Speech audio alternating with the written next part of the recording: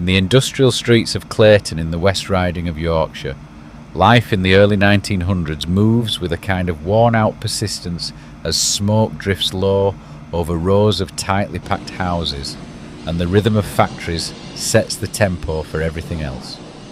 Into this world is born Albert Pierrepoint, a boy who grows up not in comfort or certainty, but in a household shaped by instability, where money comes and goes without warning, and where silence often feels more reliable than speech. His father, Henry, is a man who cannot quite hold life still, working when he can, slipping away into drink when he cannot, and leaving behind a sense that nothing in the house is ever fully settled. And yet, underneath that ordinary struggle, there is something unusual that the boy only gradually begins to sense. A profession that is never spoken of directly, a role that exists in fragments of overheard conversations and carefully closed doors, as if it belongs to another world entirely. Henry Pierrepoint is, in fact, one of the state's official executioners, a man called upon to carry out hangings in prisons across Britain, but at home that reality is reduced to silence and avoidance, something too heavy or too dangerous to bring into daylight. Albert grows up around this absence of explanation, noticing more than he understands, the way adults stop talking when he enters a room, the way certain words never quite appear in full, the way his father's name carries a strange weight when mentioned by outsiders. At school, when the usual question is asked about what he would like to become, he does not hesitate in the way other children might. Instead, he writes that he wants to be an executioner, not as a dramatic ambition, but as something that already feels half inherited, like a path that exists before he has even chosen to walk it. There is no real understanding behind it at that age, only a child's attempt to make sense of a world where his father seems both ordinary and quietly set apart. A man who, in his mind, represents steadiness, precision, and control. But childhood does not remain stable for long, and the family soon relocates to Failsworth near Oldham, where the industrial landscape shifts but the uncertainty remains, and where Henry's health declines while work becomes increasingly inconsistent. The boy leaves school early and enters the workforce, pulled into the machinery of mills and deliveries, where days are measured in labour rather than learning, and where adulthood arrives not with ceremony but with necessity. Then, in 1922, Henry Pierrepoint dies, and nothing about it is dramatic in the way stories often expect. There is no final speech or defining moment, only absence and a quiet reshaping of the household that follows. What remains, however, are two blue exercise books filled with his father's handwriting, recording in careful detail a hidden professional life that Albert has only ever sensed from the outside. Dates, names, notes, and the procedural record of execution carried out across years. When he opens them, he is not confronted with horror or shock in the way one might expect, but with structure, repetition, and system. A world that is ordered rather than chaotic, even in its finality. And as he reads, something begins to settle in him that he cannot yet name, not a decision and not a rejection, but a quiet awareness that this path, however strange, however heavy, is already waiting somewhere ahead of him. By the time adulthood begins to settle in, Albert Pierrepoint is no longer a boy looking in from the edges of a strange family history, but a working man moving through the practical realities of early 20th century Britain, where jobs are measured in reliability rather than aspiration, and where discipline often matters more than ambition. He works first in the mills and then in delivery work, becoming a drayman for a wholesale grocer, and later a driver and manager, learning how to handle responsibility in a world that values punctuality, precision, and quiet competence over anything else. And it is precisely those qualities, steadiness, control, and ability to remain composed under pressure, that begin to define him long before he ever formally enters the profession that once existed only in the background of his childhood. In 1931, he applies to become an assistant executioner, not out of impulse, but with a sense of inevitability that has been forming slowly over years, shaped by memory, curiosity, and the inherited shadow of his father's work. After initial rejection, he is eventually accepted and brought into a system that is at once bureaucratic and deeply secretive, a world where everything is governed by procedure but surrounded by silence. He is trained at Pentonville Prison, where practice sessions replace imagination with mechanics, and where the act of execution is broken down into steps, measurements, and timing rather than emotion or spectacle.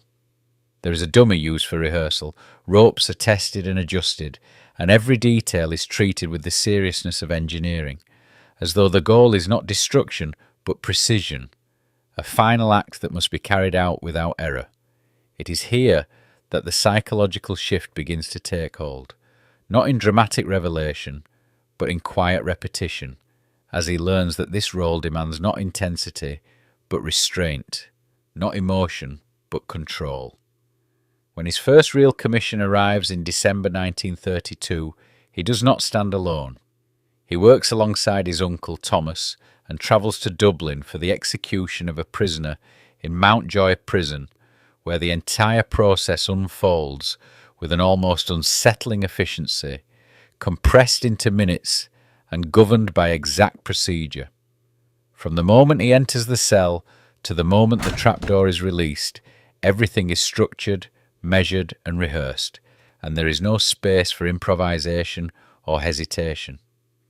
What he learns in that first experience is not the act itself, but the discipline behind it, that the role depends entirely on removing uncertainty from a moment where everything else is final. In the years that follow, he continues working as an assistant while maintaining his civilian life, moving between ordinary employment and the hidden world of executions, each reinforcing the other in unexpected ways. From his uncle, he learns the importance of composure, of carrying oneself without spectacle, and of treating the work not as performance, but as responsibility, where dignity is maintained not through emotion, but through control. And slowly, without announcement or drama, he begins to understand that the profession is not about power or violence in the way outsiders might imagine, but about procedure, a system designed to end life with as little chaos as possible. Yet even within that structure, something internal begins to form, a separation between the man who lives in ordinary daylight and the man who steps into rooms where final decisions have already been made. At this stage, he does not question the system itself. He simply learns how to operate within it, and in doing so he becomes increasingly defined by it. By the time Europe collapses into the final chaos of the Second World War, Albert Pierrepoint is no longer an assistant learning the craft, but a lead executioner operating at the centre of a system that has expanded far beyond Britain's domestic prisons and into the broken aftermath of a continent trying to reckon with itself. The work changes in scale, but not in method. The procedure remains precise, controlled, stripped of improvisation, but the meaning of it begins to shift in ways that are harder to ignore. Now the men who stand before him are no longer petty criminals or isolated murderers, but figures tied directly to war, occupation and mass violence, their crimes stretching beyond individual acts into systems of destruction that have reshaped Europe itself. And yet even here, the process does not change. The rope, the measurements, the timing, all remain intact, as if structure is the only thing holding the world together in the aftermath of collapse. After the war ends, Pierrepoint is sent to Germany, to Hamelin Prison, where the British authorities are tasked with carrying out sentences on convicted Nazi war criminals following the Bergen-Belsen trials. The atmosphere is different the moment he arrives. Not theatrical, not dramatic, but heavy in a way that feels almost architectural, as though the building itself has absorbed too much history and refuses to release it. Among those sentenced is Joseph Kramer, former commandant of Bergen-Belsen, a man associated with one of the most infamous concentration camps liberated at the end of the war. Kramer does not arrive as a myth or symbol, but as a physical presence inside a prison cell, contained, quiet, waiting in a system that has already completed its judgment. The executions at Hamelin are carried out in a controlled sequence, one after another, in rooms designed not for spectacle, but for efficiency. Pierrepoint works with military precision, moving through the list of condemned men with the same procedural discipline he has always used, though the scale now feels different, not in execution, but in consequence. When Kramer is brought forward, there is no exchange that lingers, no confrontation that defines the moment in dramatic terms. There is only the structure of the process itself, the walk, the positioning, the calculated drop. Everything is reduced to procedure.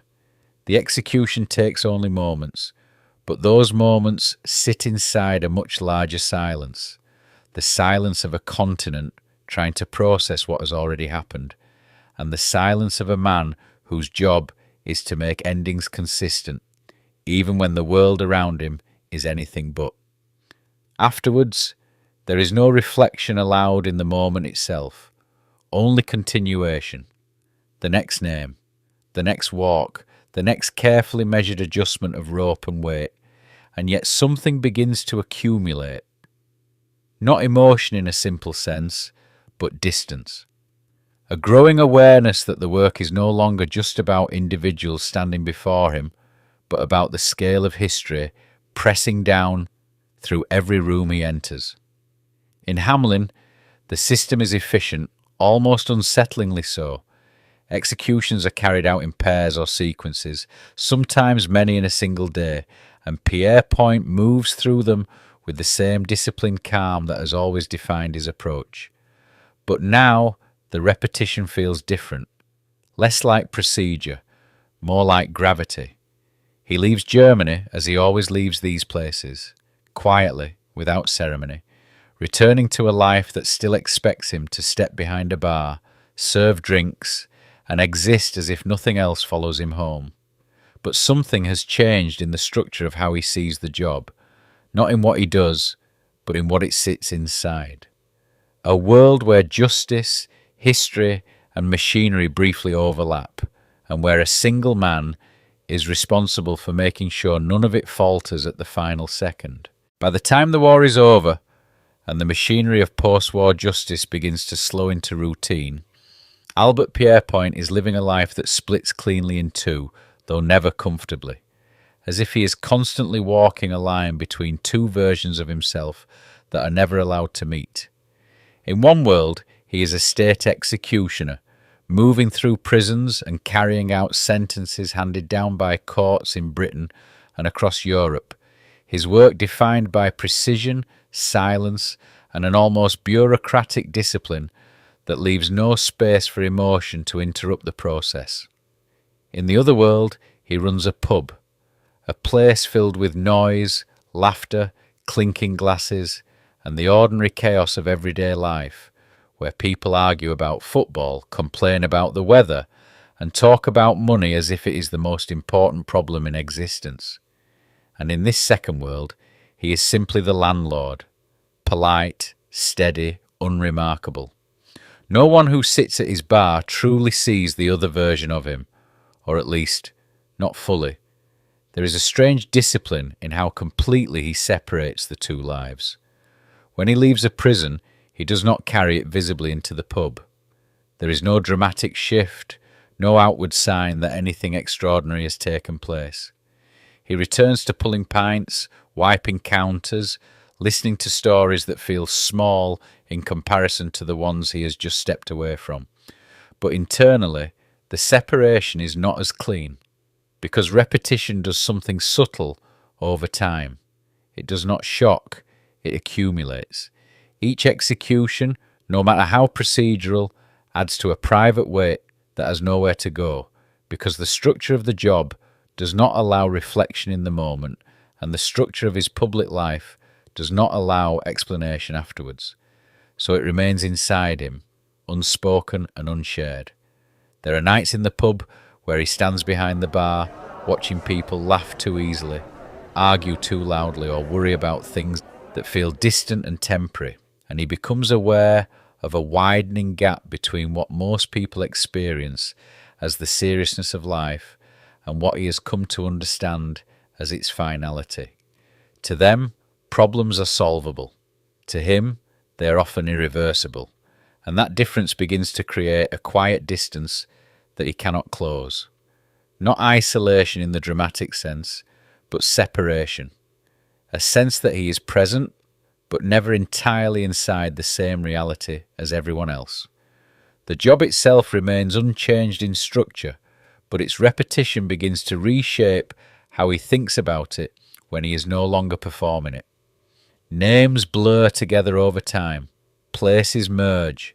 The process stays precise, but memory becomes less individual and more cumulative, as if he is no longer remembering specific people so much as recalling variations of the same final sequence.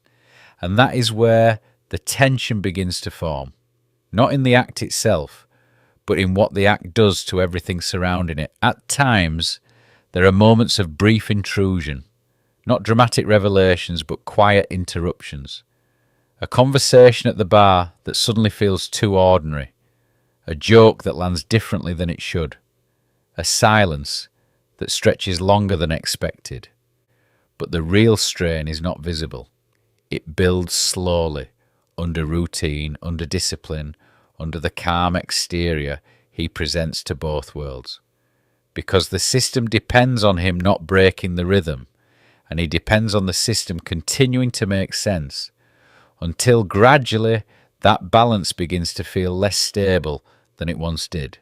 Not collapsing, just shifting, almost imperceptibly.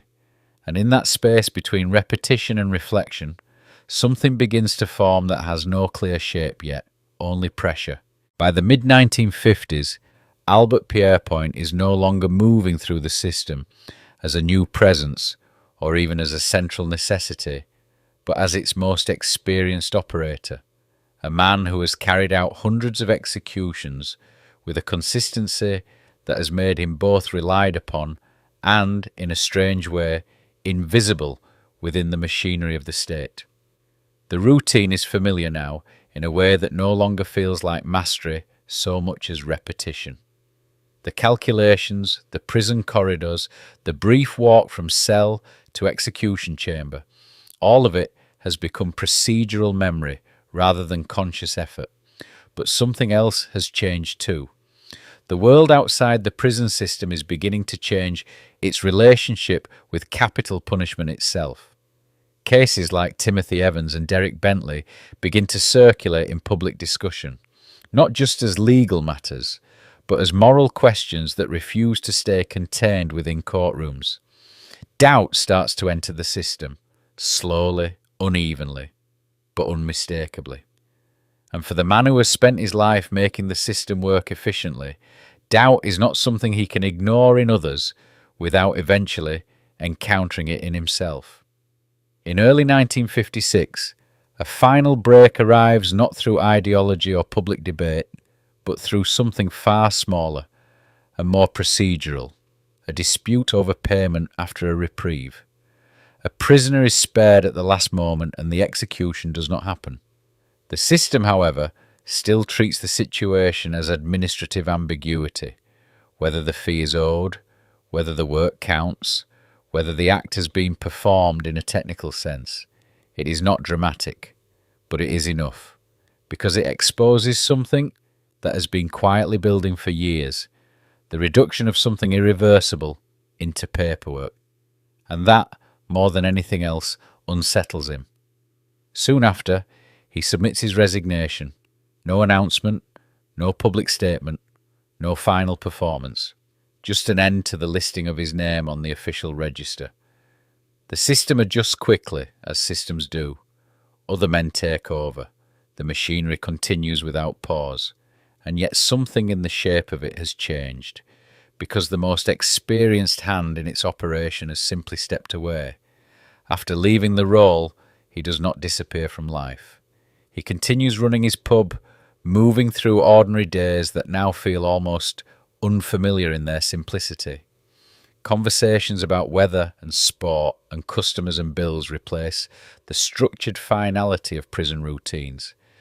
But there is no dramatic reinvention of identity, no public transformation, just a man living inside the quieter half of his existence for the first time without interruption. Years later he writes his memoirs, and in them something long unspoken finally takes shape. Not confession, not regret in a theatrical sense, but reflection.